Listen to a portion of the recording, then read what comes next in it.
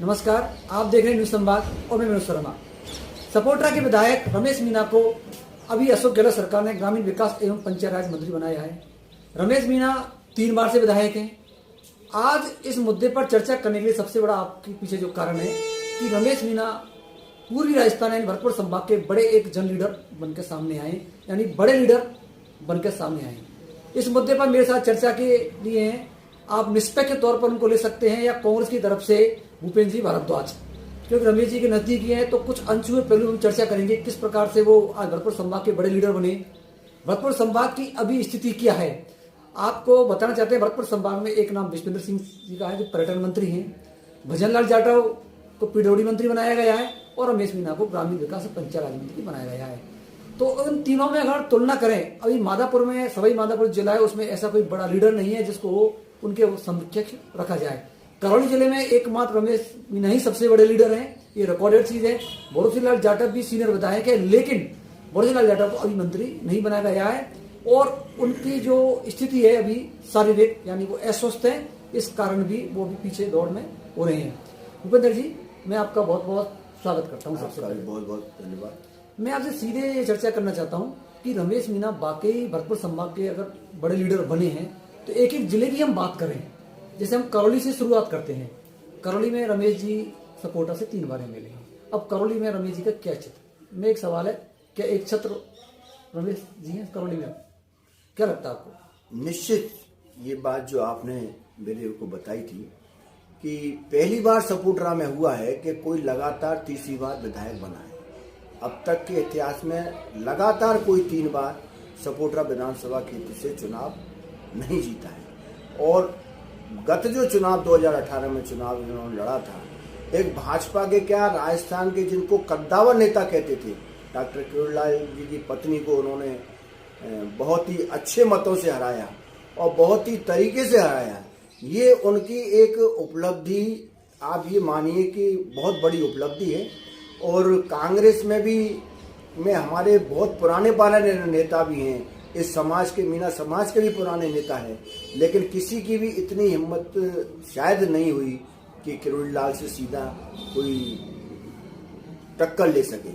और ये टक्कर केवल मात्र अगर ली है तो हमारे सपोट्रा के विधायक रमेश मीणा जी ने ली है और बहुत अच्छे ढंग से, बहुत अच्छे वोटों से उनको यहाँ से मात दे करके और चुनाव हराया है, जिससे उनका राजस्थान की राजनीति में बहुत बड़ा कद, एक ये भी कारण है कि बड़ा है, बहुत बड़ा कद बढ़ा है। देखिए, अपन अब कुछ मुद्दों से सीधी चर्चा करते हैं कि रमेश जी 3 बार विधायक बने, राज्य सरकार ने उनको खाद्य एवं नागरिक आपूर्ति मंत्री बनाया, कांग्रेस का अंदरूनी विवाद चला पायलट प्रकरण को लेकर और उनको मंत्री पद छोड़ना पड़ा, लेकिन रमेश जी ने संघर्ष किया और जनता से सीधा उनका जुड़ाव रहा। क्या उसी का परिणाम दोबारा एक बड़ा मंत्रालय मिला और बड़े कैबिनेट में सामने आए? देखो, रमेश जी काफी लंबे समय से संघर्षशील आदमी तो ही, इससे पहले भी उन्होंने निर्दलीय कई बार चुनाव लड़ा है और उन्होंने चुनाव लड़के निर्दलीय चुनाव में हार भी उनकी हुई है, लेकिन उन्होंने अपना जो लक्ष्य है वो कभी छोड़ा नहीं। उन्होंने चुनाव लड़े और अंत में उन्होंने पहली बार चुनाव बसपा से लड़ा, वो अब अच्छे मतों से चुनाव जीते और जीत करके उन्होंने कांग्रेस की सदस्यता ली और उसमें वो संसदीय सचिव बने। संसदीय सचिव जब वो बने तो वो भी एक कार्यकाल सपोट्रा के विकास का इतना अच्छा कार्यकाल रहा कि गत गहलोत सरकार के समय में उन्होंने सपोट्रा में काफी अच्छे विकास के काम कराए।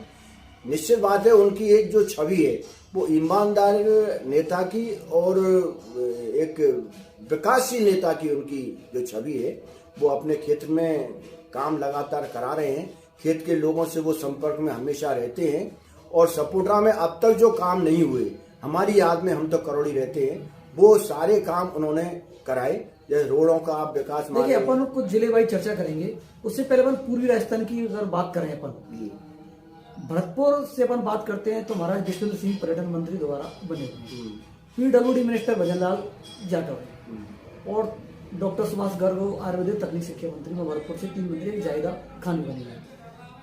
विश्वेंद्र सिंह जी पुराने लीडर हैं, लेकिन विश्वेंद्र सिंह जी को क्या आप इनके समक्ष खड़ा कर सकते हो, दोनों क्या तुलना जैसे कर सकते हो?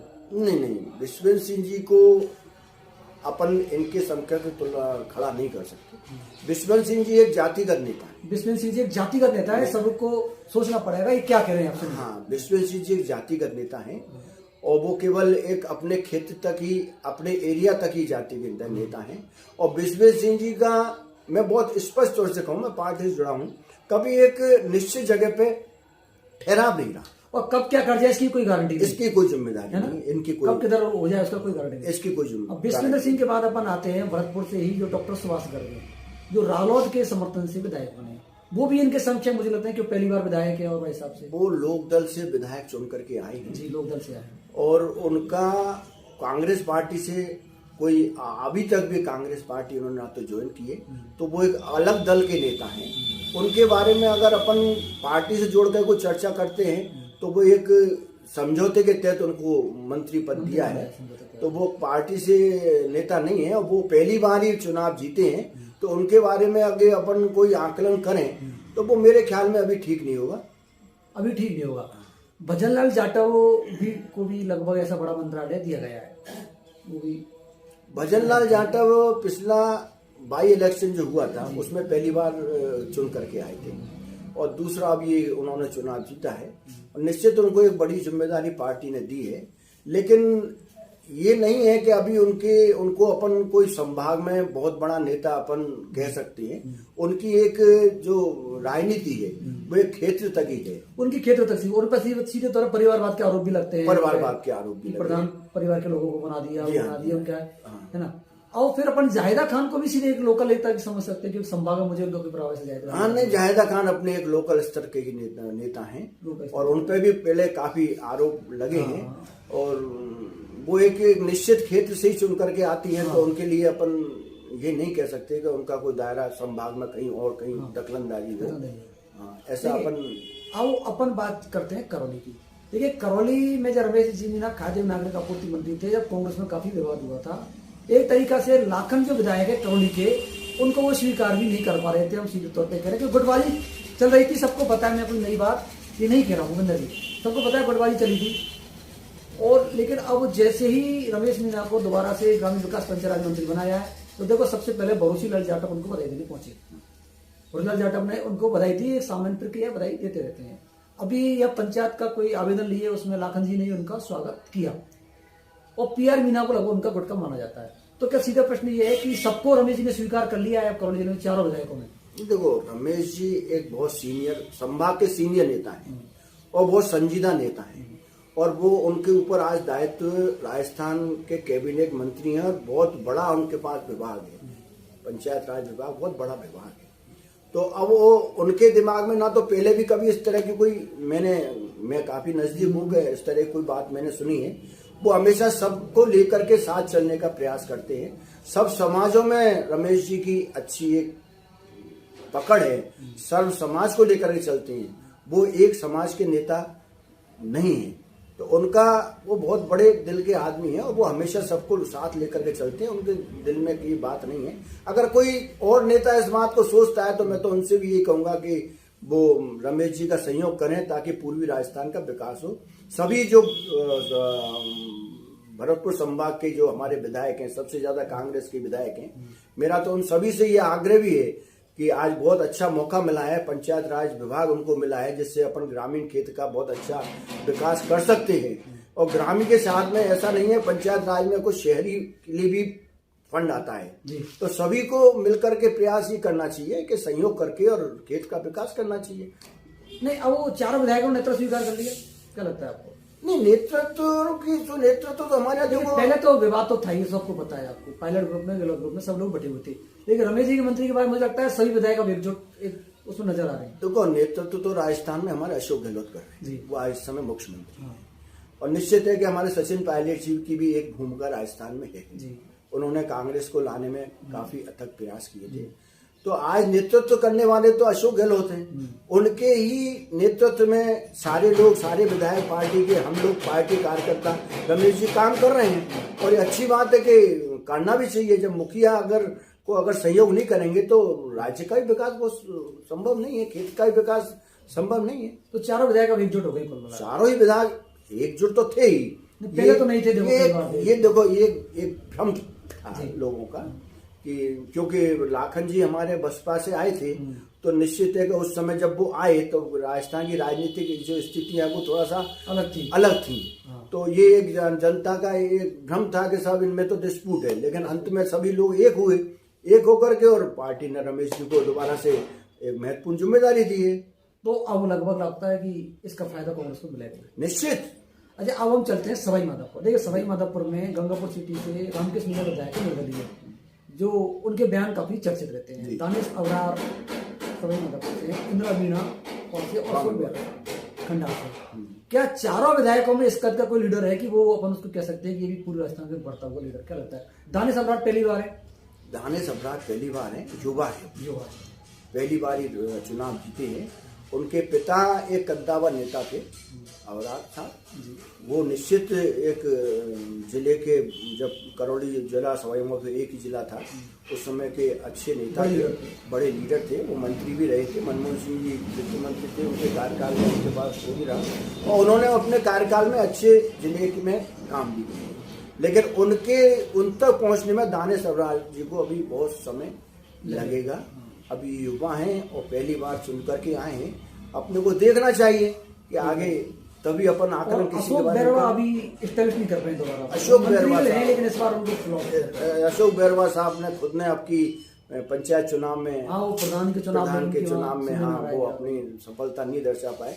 ये उनके लिए काफी, हाँ, मतलब उनकी परफॉर्मेंस उस हिसाब से नहीं है कि संभाग स्तर तो उनको ले सकते, नहीं ले सकते। इंदिरा मीणा शायद नई विधायक है। इंदिरा मीणा भी नई विधायक हैं, पहली बार हैं। और उनको भी अभी इसमें तोलना अभी थोड़ा ठीक नहीं होगा, जल्दबाजी होगी। और रामकेश मीणा बयानवीर है। रामकेश जी तो बयानवीर हैं, पहले भी बसपा से जीते थे और अब भी वो निर्दलीय जीते हैं। तो उनका कोई पता नहीं वो कब क्या बोल दें। वो उसके बारे में भी उनका जो बयान था जयपुर में, जो जयगढ़ का जो था, उसमें उनका जो बयान था, कहा कि मैं हिंदू नहीं हूँ। तो ये उनके बयान है, वो ऐसे बयान है कि सब आम जनता में इन ऐसे बयानों का आज पसंद नहीं करते। देखिए, आओ अपन चलते हैं धौलपुर। देखिए, धौलपुर में गिरिराज सिंह मलेंगा तीसरी बार विधायक है ना, और वो रमेश जी के साथ की विधायक है। लेकिन वो ऐसे लगता है कि वो संभाग स्तर पर अपने आप को स्थापित कर पाए। मुझे लगता है कि उनके विधानसभा क्षेत्र के बाद उनको ज्यादा मलेंगा जी निश्चित है कि वो भी उनके साथ ही थे, पहली बार चुनाव बसपा से जीते। लेकिन वो केवल अपना क्षेत्र तक ही, अपने विधानसभा क्षेत्र तक ही अपनी राजनीति कर पाए। पिछला जो धौलपुर का बाई इलेक्शन हुआ था, उनको जिम्मेदारी थी, लेकिन वो अपनी जिम्मेदारी उस इलेक्शन में भी, जब बनवारी लाल जी को उपचुनाव जितवाया था, लेकिन वो अपने समाज के वोट को ही पार्टी को नहीं डलवा पाए, जिससे उन पे काफी इस बात का काफी प्रभाव पड़ा। और वो अभी उनको अपन केवल मात्र अपने क्षेत्र का विधायक ही नेता मान करके चले, वो ही ठीक है। मतलब क्षेत्र विधानसभा, हाँ, बड़े स्तर पे, हाँ, बड़े स्तर पे अपने जिले में भी वो अभी अपना स्थायित्व नहीं कर पाए। और रोहित बोरा भी बिल्कुल नए हैं। रोहित बोरा नए हैं, उनके पिताजी निश्चित है कि प्रद्युमन सिंह जी कद्दावर नेता, बड़े नेता रहे, वित्त मंत्री भी रहे, गृह मंत्री भी रहे। अपने बनवारी लाल जी थे, वो एक बहुत बड़े नेता रहे। निश्चित है कि उनका जो लड़का है अशोक, उसने पार्टी को चेंज कर लिया, जिनका जीवन कांग्रेस में निकल गया बनवारी लाल जी का। और उनके पुत्र ने अगर एक छोटी सी उसकी वजह से अपना चेंज कर लिया, तो हर आदमी को संतुष्ट तो पार्टी नहीं कर सकती, लेकिन पार्टी को कभी इस तरह से छोड़ना भी नहीं चाहिए। इससे उनके परिवार पे भी काफी असर पड़ा। देखिए, अपन ने माधोपुर की करी, भरतपुर की, करौली की अगर जैसे बात करते हैं तो चारों विधायक करौली के में हैं। शुरुआत में चर्चा बिल्कुल आ रही थी कि 2 विधायक पहले ग्रुप के हैं और 2 कांग्रेस के हैं। अब आपके चारों विधायक, मुझे लगता है कि विवाद समाप्त हो जाएगा या हो गया होगा। अब चारों विधायकों की क्या स्थिति है, किसके नेतृत्व में ये काम कर रहे हैं? नहीं, नेतृत्व तो देखो हमारे अशोक गहलोत जी का ही। गहलोत साहब मुख्यमंत्री हैं इस समय, तो नेतृत्व तो उन्हीं का है। और उन्हीं के नेतृत्व में चारों विधायक पहले भी काम कर रहे थे और अब भी काम कर रहे हैं। कुछ बीच में हो गई थी गड़बड़, गलत फहमियाँ, जो आप काफी जगह खत्म हो गई। नेतृत्व तो देखो गहलोत साहब का ही है। और जिले में क्या, मैं तो भरतपुर संभाग में कह रहा हूँ, भरतपुर संभाग के आगे कुछ नेता हैं, तो रमेश मीणा जी के अलावा मेरे ख्याल में कोई नेता नहीं है। उनकी खासियत है कि पार्टी के हर कार्यकर्ता को साथ में लेकर के चलते हैं। पार्टी को मजबूत करने में रमेश जी का जिले में बहुत बड़ा महत्व है। देखिए, टोडावीन के विधायक पीआर मीना पहली बार विधायक, पहली बार, और वो भी तरीका से बयान भी के तौर पर सामने आए, राम के जैसे बयान वो भी देते रहते हैं। लाखन जी बसपा जीत के कांग्रेस शामिल हुए, लेकिन पहली बार ही वो शामिल हुए, उसका कोई पता। हिंडौन सिटी के विधायक जरूर तीसरी या चौथी बार विधायक है वो है, लेकिन वो अस्वस्थ जैसे हो गई एक तरीका से। भरोसी लाल जी काफी पुराने सीनियर विधायक हैं और उनकी काफी हिंडौन में पकड़ भी है और काफी मुश्किल समय में भी वो चुनाव जीते हैं और बहुत बुजुर्ग विधायक हैं। उनका स्वास्थ्य खराब रहने से निश्चित है कि थोड़ा सा उनकी कमी में खल रही है, वो ज्यादा एक्टिव नहीं रह पा रहे हैं। लेकिन भरोसी लाल जी भी एक सीनियर नेता है। लेकिन भरोसी जी पे आरोप लगता रहता है कि वो परिवारवाद को वो भी एक तरीका से ज्यादा बढ़ा रहे हैं, सभापति बना दिया, प्रधान पद के लिए बेटों को लेके आ रहे हैं, नहीं विधायक है, ये सब चीज भी कहीं ना कहीं देखो सोचता तो है आम मतलब। नहीं, देखो ऐसा है कि अब जब कोई अच्छा कैंडिडेट नहीं होता है, निश्चित भरोसे जो अपने नगर निगम की जो नगर परिषद की जो सीट थी उनकी वो रिजर्व थी। अब रिजर्व में कोई अच्छा कोई नहीं होता है। हमारे एरिया में, अपने एरिया में जो रिजर्व सीटें हैं, अभी एससी का जो मतदाता है या वोटर है या नेता है वो अभी हमारी पार्टी में थोड़ा सा कम एक्टिव हैं, तो उसके कारण उन्होंने अपने पुत्र को बनाया है। तो उसमें कोई बात नहीं है, सब बनाते ही हैं पुत्रों को। तो आगे तो राजनीति में परिवारवाद तो ठप्पा एक लगेगा ही। राजनीति में आगे तो सब देखो बढ़ाना ही पड़ता है, किसी ना किसी को नई नेता तो बनाना ही पड़ता है। हाँ, लेकिन परिवारवाद पे ही समझ जाए आप परिवारवाद को मान लो, लेकिन उनकी हिंडौन में तो तथ्य कह रहे हैं। हाँ, तथ्य कह रहे हैं, बात ठीक बात है। तो हिंडौन में उनकी अच्छी पकड़ है, हिंडौन में उनसे अच्छी पकड़ है, परिवारवाद है। उस मामले में अगर देखा जाए तो रमेश मीना थोड़ा भी उनसे आगे नहीं, इनका तो मुकाबला कोई है ही नहीं। परिवार में भी उन्होंने पिछली बार जिला प्रमुख अपने भाई को बनाया, उन्होंने बहुत अच्छी ईमानदारी से, वो किसी कारण से बनवाया, उन्होंने बहुत अच्छी जिला प्रमुख की और बहुत ईमानदारी से जिला प्रमुख की। आप देखिए, इससे पहले जो जिला प्रमुख थे उन पर सारे बहुत तरह के, इस बार तो ऐसी कोई चर्चा भी नहीं है, मतलब किसी तरह की कोई भ्रष्टाचार की कोई चर्चा नहीं हुई, कोई भाई भतीजेवाद की कोई चर्चा नहीं हुई। केवल उन्होंने विकास पर ज्यादा ध्यान दिया, जबकि रमेश जी विरोध में थे। हमारे भाजपा की सरकार थी और चुनाव को सस्पेंड भी किया गया था, सस्पेंड भी किया। उनके पीछे भी भाजपा ने काफी आरोप लगाए, उनके खिलाफ FIR भी दर्ज कराई, लेकिन उन्होंने सब चीज का कड़ाई से मुकाबला किया, मुकाबला करके उन सब पे विजय प्राप्त किया। वो सही निकले। भाजपा का ही षड्यंत्र था उनके खिलाफ में, जो रिपोर्टें कराई, जो इस तरह की उनकी इमेज खराब करने का उनका विचार था, लेकिन उसमें वो आज फैसले हुए। देखिए, अपने सभी चारों जिलों की बात की, संभाग की। अब आपको क्या लगता है कि जो नया मंत्रिमंडल गठन हुआ है, भरतपुर संभाग से काफी मंत्री उन्होंने दे दिए हैं, 4 तो भरतपुर से ही है, विष्णुदर सिंह जी, सुभाष गर्ग, जायदा और PWD मंत्री 4, एक अपने रमेश जी को दे दिया 5। तो अब आपको क्या लगता है कि भरतपुर संभाग की बार ये कह रहे थे पायलट ग्रुप, और रमेश जी हमेशा कहते थे कि हम संभाग का विकास करेंगे, पूरा स्तर विकास होगा, पूरा स्तर विकास होगा। अब आपको क्या लगता है कि सब चीज आगे बढ़ पाएंगी? बिल्कुल निश्चित। समय क्योंकि 2 साल का रह गया जी, समय 2 साल का रहेगा। हाँ, ये भी अपने को देखना पड़ेगा। और विकास तो देखो पहले भी लगातार होते आए, हर क्षेत्र में विकास। कभी पूर्वी राजस्थान में सबसे ज्यादा विकास हुए पिछले 10 साल में, 15 साल में सबसे, और विकास तो वो और ज्यादा होंगे। हमारी तो ये सम्मान, हम तो ये मान के चल रहे थे एक पार्टी कार्यकर्ता से कि रमेश जी को और भी एक कोई तकनीकी विभाग मिले ताकि इस विकास हो। पूर्वी राजस्थान में ही अब विकास की ज्यादा संभावनाएं हैं, और ये पहली बार, आजादी से पहली बार हुआ है कि पूर्वी राजस्थान को इतने ज्यादा मंत्री दिए गए। इससे पहले कभी पूर्वी राजस्थान को राजस्थान की सरकार में प्राथमिकताएं नहीं दी गई। ये पहली बार है कि पूर्वी राजस्थान में, क्योंकि पूर्वी राजस्थान ने कांग्रेस पार्टी को सीटें भी ज्यादा दी हैं और संभाग से बनस्पत 17 सीटें दी हैं। तो ये भी एक महत्वपूर्ण बात है कि पहली बार पूर्वी राजस्थान ने सबसे ज्यादा सीटें दी, जिसके कारण हमारी सरकार बन पाई। और आज पूर्वी राजस्थान को हमारी पार्टी ने, निश्चित है कि आज मंत्री भी पद ज्यादा दिए हैं और आज सरकार का ध्यान भी पूर्वी राजस्थान की तरफ बहुत अधिक है, और निश्चित विकास अब होगा। 2 साल का समय है, इसके रिजल्ट आपको आगे नजर आएंगे। 2 साल का जो समय गया वो थोड़ा सा निश्चित मान लो कि ये कोरोना के कारण जो 2 साल का समय गया है ना, इसमें विकास थोड़ा सा रुका। अगर ये कोरोना काल नहीं आता तो पूर्वी राजस्थान का विकास बहुत ज्यादा होता।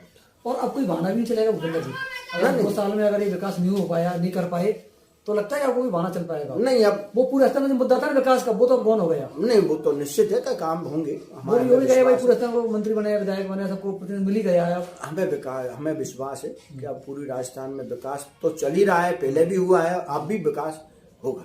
तो अब जो इतनी विधायक मंत्री सब बने पूरे राजस्थान से, सब एकजुट होकर निश्चित हो जाएंगे। निश्चित सारे लोग एक हैं, सारे लोग अब एक होकर के काम कर रहे हैं। आप देखिए कि हमारे सारे मंत्री क्षेत्रों में लगभग चले गए। जो यहाँ चुनाव आ गए, आचार संहिता के कारण यहाँ अभियान तो बंद कर दिए, लेकिन और जगह जो अभियान चल रहे हैं, हमारे सारे जो मंत्री हैं वो अभियानों में जा रहे हैं, प्रगति क्या हो रही है उसका जायजा ले रहे हैं और लोगों को जो मिलना चाहिए लाभ। एक और बात है, अपन जब आज की चर्चा वैसे अपन रमेश जी पे ही शुरू किया है, तो खत्म भी अपन इसी से करेंगे कि सपोर्ट्रा को बहुत पिछड़ा हुआ एरिया माना जाता है। सपोर्ट्रा से कई विधायक रहे, मैं लंबे समय से रिपोर्टिंग की है, चाहे राम का ले लो, रंगी ले लो, कमला ले लो, और भी जो विधायक पहले रहे, इन सब में अगर एक बार रामकुमार के कार्यकाल को हटा दिया जाए, जो सत्ता का परिवर्तन हुआ आपको याद होगा, उसके बाद मुझे लगता है सबसे चर्चित विधायक रमेश। निश्चित है निश्चित, तो जिसने राजस्थान में एक पहचान अपनी बनाई। हालांकि रंग जी को रसी शेखावत के तौर पर जाना जाता था, लेकिन रमेश जी ने अपनी एक पहचान बनाई कि सपोर्ट्रा का विधायक सत्ता परिवर्तन बदलने में उसे विश्वास रखता है। देखो साहब, रमेश जी ने पूर्वी राजस्थान का ही नाम राजस्थान में किया है। आज सपोर्ट्रा जानने लगे लोग, आज सपोर्ट्रा को जानने लग गए, आज पूर्वी राजस्थान को जानने लग गए, आज करौली जिले को जानने लग गए। जितना ताकत से उन्होंने पूर्वी राजस्थान के हर वर्ग के लिए जो आवाज अपनी उठाई है, वो आज सभी लोगों में चर्चा का विषय है। आज वो केवल जिले के संभाग के नेता नहीं है, आज वो राजस्थान के नेताओं में उनकी एक गिनती है। विकास में आप देखिए, आप भी यही किए हो, मैं भी यही काम। सपोर्ट्रा विधानसभा क्षेत्र में सड़कों का अभाव था, नहीं, अगर अब इसको भी हटा दिया है तो सपोर्ट्रा की चर्चा होने लगी है। मतलब निश्चित सपोर्ट्रा की चर्चा हो रही है। नहीं, पहले अपने कवर जिले को जानते कौन था? नहीं, पश्चिमी राजस्थान में दबदबा हुआ करता था, बिल्कुल पश्चिमी। और जैसे रमेश जी ने अभी कुछ दिन पहले यात्रा करी तो शैलजा कुमारी साथ आई, वो आई, तो मुझे ऐसे पहली बार लगा कि बड़े लीडरों में अब शुमार होने लगी है सपोर्ट्रा की भी। निश्चित उनका वो बड़े लीडर शुमार नहीं, बड़े लीडर हैं, बड़े लीडर हैं। पहली बार पिछले कार्यकाल में उसने उनको विधानसभा का उपनेता बनाया। आप विधानसभा का उपनेता का क्या मतलब समझते हैं? आज वो राजस्थान लेवल के नेता हैं तो उपनेता बनाया उनका। तो जब वो इतना अपनी अहमियत रखते हैं तो उपनेता तो जब विरोध का उपनेता बनता है तो वो तो एक लीडर ही होता है, लीडर ही होता है। तो उनको राजस्थान में एक पहचान उसी से कांग्रेस पार्टी ने दी, तो उनको उपनेता बताया, तो वो तो राजस्थान के नेता हैं आज। हाँ, तो सपोर्ट्रा की चर्चा आपको मिला होने लगी है। बिल्कुल सपोर्ट्रा की बिल्कुल, मैं देखो पिछले विरोध के कार्यकाल से सपोर्ट्रा की चर्चा चालू हुई है। उन्होंने कद्दावर भाजपा के नेता किरोड़लाल मीणा को मात दी, उनकी पत्नी को चुनाव में, उनकी पत्नी को मात दी, वो उन्हीं को मात दी। गोलमा भी मंत्री रही थी और किरोड़लाल मीणा भाजपा के बहुत बड़े कद्दावर था, उनको मात दी, तो वो राजस्थान में सपोर्ट्रा का नाम हुआ।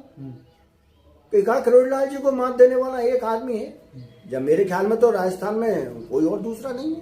तो ये सपोर्ट्रा का और हमारे करौली जिले का एक बहुत बड़ा नाम है।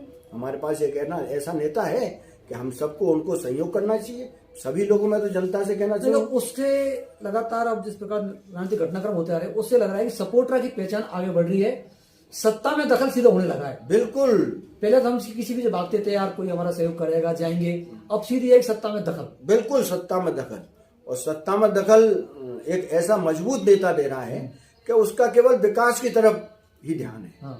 तो उनका वो एक बहुत बड़े नेता है, उसको अपन को स्वीकार करना होगा। देखिए, ये थे भूपेंद्र जी भारद्वाज, जिनसे हमने कैबिनेट मंत्री ग्रामीण विकास एवं पंचायत राज मंत्री रमेश मीणा के दबदबे के बारे में बातचीत की। भरतपुर संभाग के बड़े लीडर सामने आए। आपका इंटरव्यू कैसा लगा इसे हमें जरूर बताएं। उस प्रकार से अलग अलग हम लगातार करते रहेंगे। आप सभी लोग मेरे साथ जुड़े, आपका बहुत बहुत धन्यवाद। भूपेंद्र जी, आपका भी बहुत बहुत धन्यवाद साहब, आपने मौका दिया हमें, बहुत बहुत धन्यवाद।